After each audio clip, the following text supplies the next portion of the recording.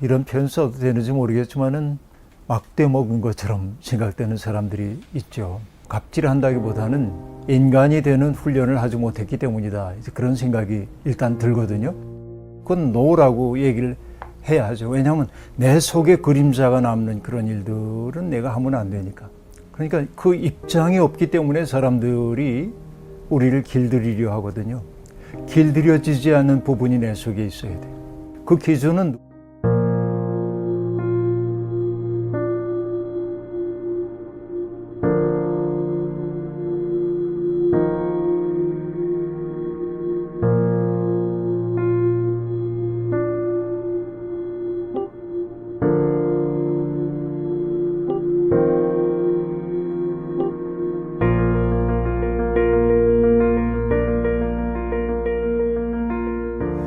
참 속상할 것 같아요.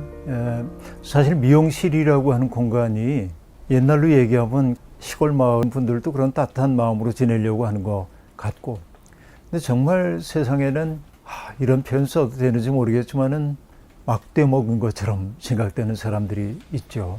소위 요즘에 와서 갑질이란 말이 유행을 하고 있긴 합니다만, 참 부끄러운 게 한국에서만 통용되는 단어 가운데 재벌이란 말도 있고요. 갑질도 그 중에 하나래요. 굉장히 이제 부끄러운 일, 천민자본주의가 만들어낸 하나의 세태 가운데 하나다 하는 생각이 들기도 하는데요. 그러니까 어떤 사람이 선한 마음을 가지고 만든 공동의 자리에 와가지고 자기가 손님이라는 이유 때문에 함부로 사람들을 대하는 태도, 그것은 어떻게 보면은 뭐 갑질한다기보다는 인간이 되는 훈련을 하지 못했기 때문이다. 이제 그런 생각이 일단 들거든요. 근데 이게 왜 그러냐? 그 사람의 문제이기도 하지만 제일 큰 문제는 우리가 사는 세상의 중심이 자본주의 세상 아니에요, 우리가. 끔찍한 얘기입니다. 그러니까 자본, 돈이라는 게 중심인 세상 아니에요?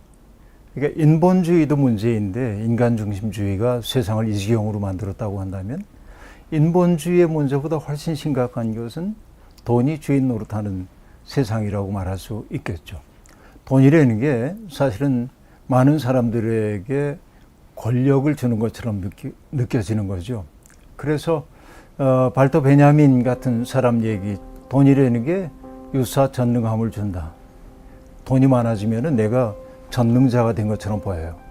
제도학자인 한병철 교수는 돈을 이렇게 얘기합니다. 돈은 응결된 시간이다. 내가 돈이 있으면 어떤 사람의 시간을 살 수가 있어요. 내가 원하는 일을 하게 만들 수가 있어요.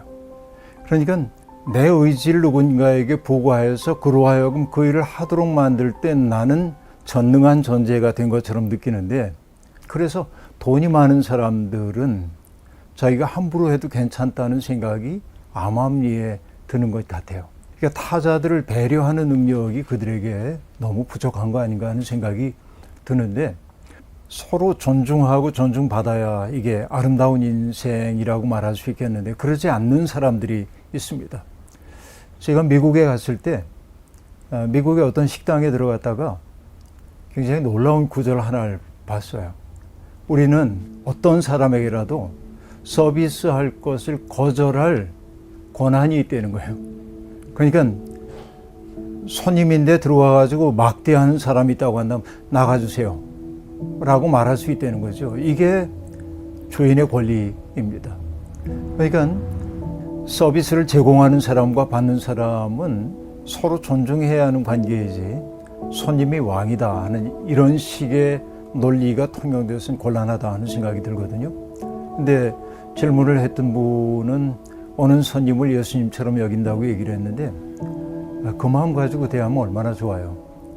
그러나 도저히 그럴 수 없는 사람들이 있잖아요. 막대 먹은 사람들. 그런 사람들까지도 예수님처럼 대하려다 보면 자기 속에 비애감이 남을 가능성이 많이 있어요. 저는 그렇게까지 해야 할 필요는 없다고 생각해요. 예절을 갖추고 정중하게 얘기해야 돼요. 손님을 내가 받을 수가 없다고. 내가 존중받을 권한이 내게도 있다고. 당신이 나에게 모멸감을 안겨줘도 되는 사람이 아니라는 사실을 상기시켜줘야 돼.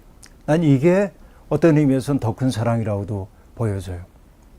왜냐하면 사랑이라고 하는 것은 그가 하고 싶은 모든 일을 하도록 허용하는 것만이 사랑이 아니라 잘못된 길을 가고 있는 사람에게 그게 잘못이라는 사실을 일깨워주는 것도 사랑이라고 보면 그 사람에게 정중하게 저는 서비스를 제공할 수가 없다고 얘기할 필요가 있고, 왜냐하면 너무 우리가 그 메시아 컴플렉스를 가지면 안 돼요. 우리 예수님 아니에요. 물론 예수님 닮아야 하지만 예수님도 말씀하셨거든요. 진주를 돼지에게 던지지 말아라. 아주 오래전에 제가 존경하는 어떤 선생님이 제게 그렇게 얘기했습니다. 목사님, 저는 그 말씀이 무슨 말인지 몰랐는데요. 정말 돼지 같은 사람들이 있더군요. 이렇게 말을 해요. 제가 뭐 신학적으로 응대할 말은 없었습니다만 세상에는 무례한 사람들이 너무 많이 있습니다. 그 무례한 사람들은 자기들이 무례하다는 사실을 알지 못해요. 일깨워줘야 돼요. 당신에 의해 내가 모욕받을 수가 없다고 하는 것을 얘기해 줘야 되고, 그게 어떻게 보면 그 사람이 그 한 번의 거절을 통해서 사람이 변화될 리는 없지만, 그런데 또 다른 그런 일을 하려고 할 때 기억은 날 거예요. 자기에게 어떤 사람이 노라고 얘기했던 그 기억이 있을 거고 그의 행동을 조심하게 만들 수는 있겠다 하는 생각이 들거든요. 그래서 너무 지나치게 내가 예수 믿는 사람인데 저 막대 먹은 사람도 예수님일지도 모르는데 아니에요. 그분 예수 아닙니다. 예수님이 제자들을 파송하잖아요. 가서 하나님 나라 전해라. 병든 사람들을 치료해줘라. 귀신을 내쫓아라. 그리고 제자들에게 요구했던 게 뭡니까? 그들을 위해 평화를 빌어라. 그런데 그들이 평화를 받을 만한 사람이 아니면은 손을 털고 떠나려는 거예요. 너희가 빈 평안이 너에게 돌아올 거다.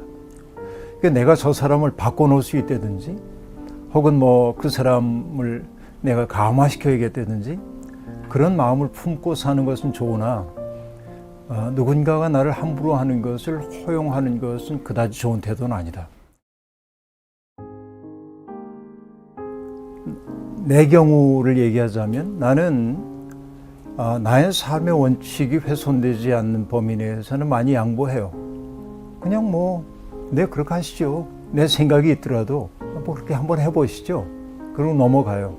그러나 그 사람이 내 신앙의 어떤 본질적인 것들, 또 내가 인생에 세워두고 있는 나의 삶의 어떤 진면목, 이런 것들을 포기하도록 만든다고 한다면 난 거기엔 노라고 단호하게 얘기해야 하는데, 그 기준은 누군가가 세워줄 수는 없어요.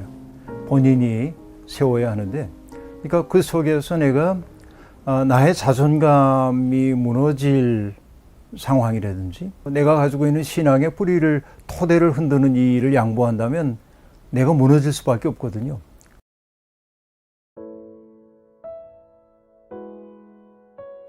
성경의 핵심을 얘기할 때 어떤 것들 얘기하냐면 가난한 사람들에 대한 우선적 관심, 이런 것들.